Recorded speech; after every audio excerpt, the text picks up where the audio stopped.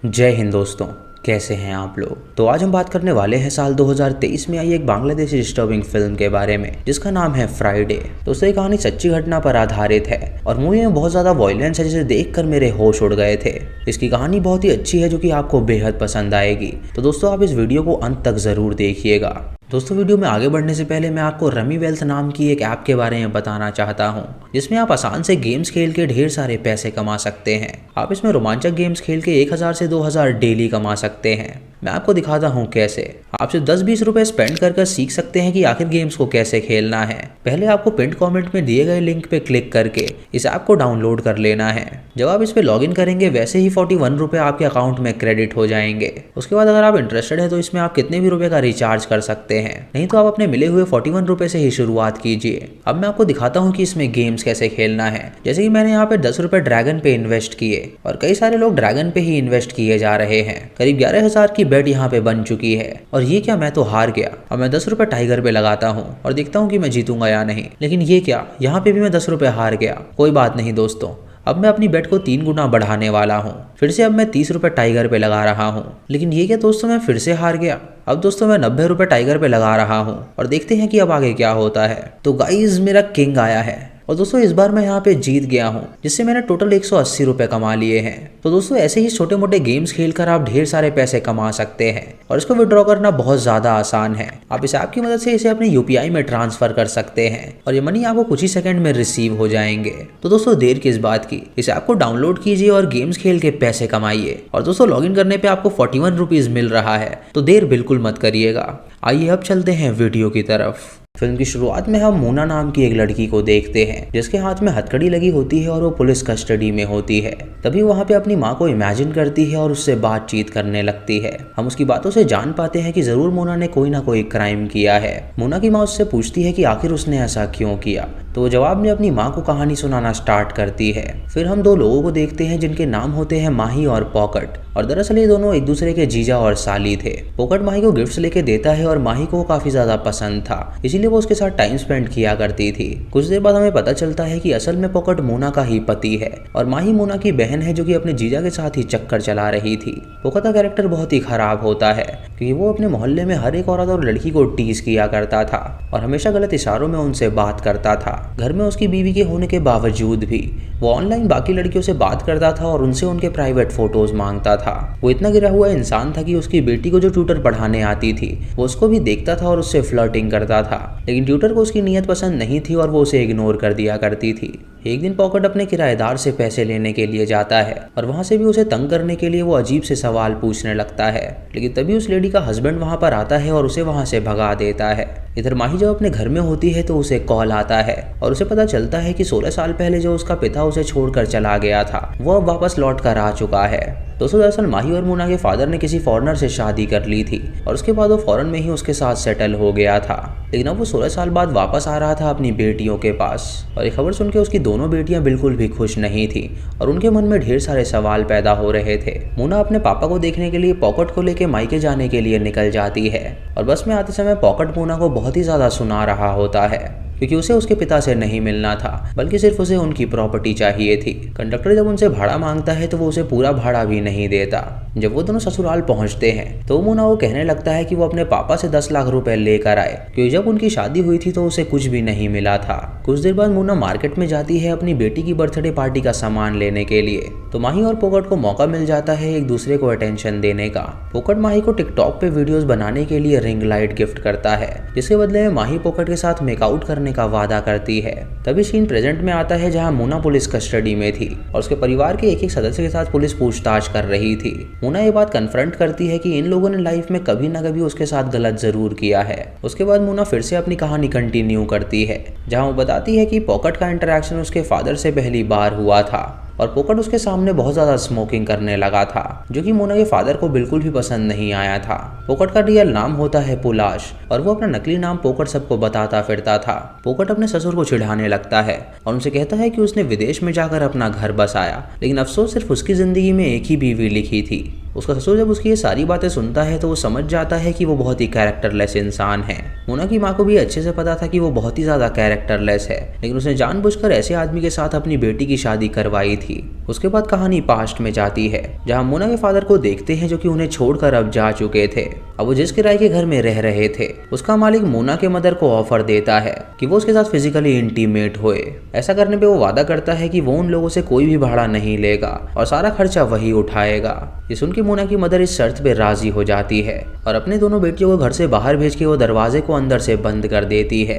जब वो दोनों बहनें बाहर होती हैं तो उन्हें अपनी माँ की चिल्लाने की आवाज आती है और वो दोनों इतनी छोटी उम्र में ये सब देख रही थी। उस घर का मालिक जिसने 16 साल पहले मोना की माँ की मजबूरी का फायदा उठाया था, आज पैरालाइज होकर बिस्तर पे पड़ा हुआ है। पोकट उसकी सासू माँ से कहता है कि उन्हें चाचा के उनके जायदाद के कागजात पे दस्तखत लेने चाहिए। पोकट की बातें सुनकर मोना की माँ उसे घर के कागजात दे देती है ताकि वो उसके चाचा के पास जाके सिग्नेचर लेकर आए। पोकट चाचा के पास जाता है और उन्हें बहला फुसला के कहता है कि उनका ट्रीटमेंट कराने के लिए उन्हें फौरन ले जाना पड़ेगा, इसीलिए कुछ पेपर्स पे उनका सिग्नेचर चाहिए। लेकिन चाचा की नजर जब कागजात पे पड़ती है तो वो समझ जाते हैं कि ये घर के कागजात हैं, इसीलिए वो अपने सिग्नेचर उस पे नहीं करते।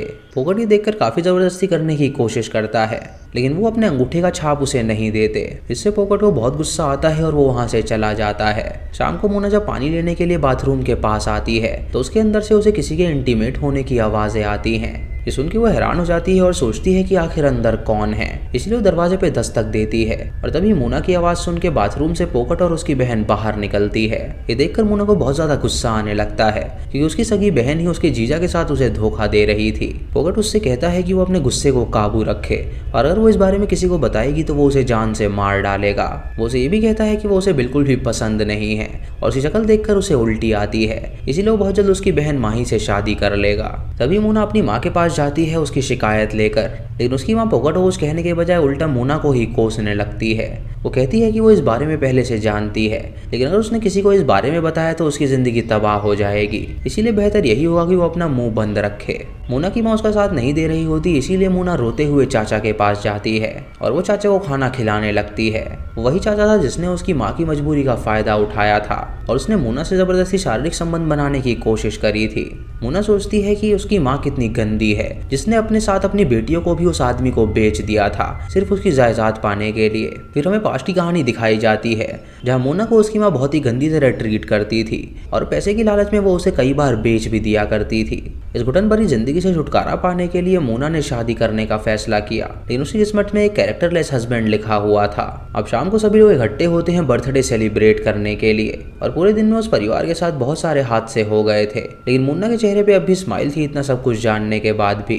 वो खुशी खुशी सबके साथ मिलकर अपनी बेटी का बर्थडे केक काटती है और यहाँ पोकट इस माहौल में माही के साथ फ्लर्टिंग करने लगता है। बर्थडे सेलिब्रेट करने के बाद सभी रात को गहरी नींद में सो जाते हैं और तब मोना उठती है और वो एक मिशन को अंजाम देना चाहती थी। उसने अपनी जिंदगी में बहुत ज्यादा सहा होता है और उसकी सिंप्लिसिटी का फायदा हर कोई उठाया करता था। वो जितनी बार लोगों को माफ करती थी वो लोग उतनी ज्यादा ही गलत काम करते थे, लेकिन अब बर्दाश्त की हद पार हो गई थी, इसीलिए उसने एक बहुत ही कठिन फैसला लिया था। उसने बाजार से ढेर सारी नींद की गोलियां खरीद ली थी और उसे खाकर वो अपने आप को मारने का सोच रही थी, लेकिन अंत में आके उसने अपना इरादा बदल लिया और सोचा कि आखिर वो अपनी जिंदगी खत्म क्यों करे, बल्कि उन लोगों को मरना चाहिए जिन्होंने उसके साथ हमेशा गलत किया है। पार्टी में मोना ने सबकी ड्रिंक में नींद की दवा मिला दी थी, जिसकी वजह से सब घोड़े बेच के सो रहे थे। वो तुरंत अपनी बेटी को उठाती है और उसे बाथरूम में लॉक कर देती है और उसके बाद वो अपने पति, पिता, माँ और बहन का मुंह बांध देती है। सभी गहरी नींद में होते हैं जिसकी वजह से उन्हें पता नहीं चल रहा होता कि उनके साथ क्या हो रहा है। मोना फिर से सोचती है कि क्या वो सही कर रही है या नहीं, लेकिन फिर वो एक कटारी निकालती है और उसको धार देने लगती है ताकि वो उससे सबको काट सके। सबसे पहले वो कटारी लेकर अपने फादर के पास जाती है और उसका गला काट देती है। अपने पिता को तड़पता हुआ देखकर उसे बहुत ज्यादा सुकून मिलता है क्योंकि उसके साथ जो हादसा हुआ था उसका जड़ वही था, क्योंकि वो उन्हें बचपन में ही छोड़कर भाग गया था, जिसकी वजह से उन्हें गरीबी फेस करनी पड़ी और उसकी माँ को यह सब करना पड़ा। तभी सबकी आंखें खुल जाती हैं और उसे देखकर वो सभी हैरान हो जाते हैं क्योंकि वो अपने पिता को बहुत ही बेरहमी से काट रही थी। वहां से भागना चाहते हैं लेकिन हाथ और मुंह बंधे होने के कारण वो कुछ भी नहीं कर पाते। अपने पिता को मारने के बाद मोना बहुत ज्यादा पागल हो जाती है और वो एक साइको किलर की तरह अपने विक्टिम्स के साथ खेलने लगती है। उसके बाद कटारी लेके मोना चाचा के पास जाती है। मोना के साथ जबरदस्ती करते वक्त चाचा ने उसे कुछ बातें बताई थी और उसे मारने से पहले मोना उसे वही बातें रिपीट करके बताती है। चाचा ये सुन के समझ जाता है कि वो उसे अब जान से मारने वाली है और मोना के हाथ में कटारी देखकर वो उसका हाथ पकड़ लेता है, लेकिन तभी मोना उस कटारी की मदद से उसका हाथ ही काट देती है और उसके बाद वो उसे स्टैब करके जान से मार डालती है। इसके बाद बारी आती है उसकी माँ की, लेकिन मोना डिसाइड करती है कि वो अपनी माँ को ऐसे नहीं मारेगी। जैसे उसकी माँ ने हर पल उसे तड़पा तड़पा के मारा है, वो उसे वैसे ही उसका दम घोट कर मारेगी। तभी वो एक बिलो लाती है और उससे वो उसका दम घोट कर उसे जान से मार डालती है और उसे कहती है कि वो सो जाए और उसके लिए लोरी भी गाती है। अब पोकट और उसकी बहन जिंदा बचे होते हैं तो पोकट के पास जाती है और उसके पीछे से एक लात मारती है।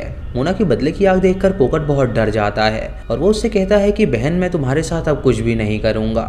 ऐसा कह के वो उसके पाँव पकड़ने लग जाता है और उससे माफी मांगने लग जाता है, लेकिन मोना उसे एक लात मारकर गिरा देती है क्योंकि वो अब किसी की नहीं सुनने वाली थी। मोना उससे कहती है कि वो उसके सामने माही के साथ इंटीमेट हो, वो देखना चाहती है कि उसकी गैर मौजूदगी में वो लोग कितना एंजॉय करते हैं। पोकट उससे कहता है कि वो उससे बहुत प्यार करता है और वो इसके साथ ऐसा नहीं कर सकता। ये सुन के मोना उससे कहती है कि जो वो कह रहा है अगर वो सच है तो वो उसके सामने माही का कत्ल कर दे, लेकिन पोकट इतना ज़्यादा डरा हुआ होता है कि वो किसी का कत्ल नहीं कर सकता था। उसके बाद मोना अपनी बहन माही के पास जाती है और उसे बताती है कि कैसे चाचा के हवस का शिकार होने से उसने 7 साल पहले उसे बचाया था, यानी उसने अपनी बहन को बचाने के लिए खुद की इज्जत कुर्बान कर दी थी। ये कह के वो अपनी बहन को बुरी तरह स्टैब करती है जिससे उसकी भी मौत हो जाती है और अब सिर्फ पोकट ही जिंदा बचा हुआ होता है। उसे मारने से पहले मोना को भूख लग जाती है तो वो खाना खा लेती है और खाना खाते खाते वो इमरजेंसी नंबर पर कॉल करके पुलिस को इन्फॉर्म करती है कि उसने अपने हाथों से 4 लोगों का मर्डर किया है और अगर वो लोग जल्दी नहीं आए तो वो अपने हस्बैंड और बेटी का भी मर्डर कर देगी। ये कह के वो कॉल काट देती है और उसके बाद वो बाथरूम की तरफ जाती है जहाँ उसकी बेटी मौजूद थी। वो बाथरूम से अपनी बेटी को उठाती है और उसे बिस्तर पे सुला देती है और तभी हम देखते हैं कि पोकट अपने आप को रिहा कर लेता है और मोना पे हमला करके वो उसे पकड़ लेता है। मोना और पोकट पे हाथापाई होने लगती है और पोकट के हाथ में वो औजार आ जाता है। वो उससे मोना को मारने ही वाला होता है, लेकिन उसकी बेटी चिल्ला देती है जिससे वो पूरी तरह डिस्ट्रैक्ट हो जाता है। इसी मौके का फायदा उठा के मोना उस औजार को उठा लेती है और पोकट को स्टैब करके जान से मार डालती है। ऐसा करते ही उसका बदला सबसे पूरा होता है और उसके बाद वो एक एक करके उन सबकी बॉडीज के टुकड़े करने लगती है। उसकी बेटी जब अपने सामने ये सब होता हुआ देखती है तो वो बहुत ज्यादा डर जाती है। लेकिन दोस्तों इस मूवी में क्लियर नहीं किया गया है कि उसकी बेटी ने सर्वाइव किया या नहीं। फिर सीन शिफ्ट होकर प्रेजेंट में आता है जहाँ पुलिस स्टेशन में मोना का कन्फेशन रिकॉर्ड किया जा रहा था। इंस्पेक्टर जब उसके क्राइम सुनता है तो वो बहुत ज़्यादा हैरान हो जाता है और उसे घिन आने लगती है और वो सोचने लगता है कि कोई अपने माँ बाप के साथ ऐसा कैसे कर सकता है। मोना इंस्पेक्टर से पूछती है कि अगर वो उसकी जगह होता तो वो क्या करता। अगर कोई माँ अपनी बेटी को पैसे के लालच में किसी को बेच दे और उसके साथ वो आदमी हर दिन शोषण करे तो उसे कैसा लगेगा। इंस्पेक्टर को ये सुन के उसके ऊपर कोई भी सिंपैथी नहीं आती क्योंकि वो मोना को कानून की नज़र से देख रहा था और ऐसे गुनाह करने के बाद कानून उन्हें कभी माफ़ नहीं कर सकता। इंस्पेक्टर की नज़र में मोना सिर्फ एक कातिल थी और कुछ भी नहीं। और इसी के साथ ये मूवी यहीं पे खत्म हो जाती है। तो दोस्तों ये थी इस फिल्म की कहानी। आपको इसी कहानी कैसी लगी आप हमें कमेंट सेक्शन में ज़रूर बताइएगा। दोस्तों फ्राइडे आपको बिंज ऐप पे देखने को मिल जाएगी। दोस्तों डायरेक्टर ने ये क्लियर नहीं किया है कि आखिर उन्होंने ये कहानी कहाँ से उठाई है। ऐसी और वीडियोस के लिए हमारे चैनल को सब्सक्राइब करें और बेल आइकन दबाएं नोटिफिकेशंस के लिए। और दोस्तों वीडियो को लाइक और शेयर करना बिल्कुल मत भूलिएगा। तो दोस्तों मैं मिलता हूँ आपको अगली वीडियो में, तब तक के लिए जय हिंद।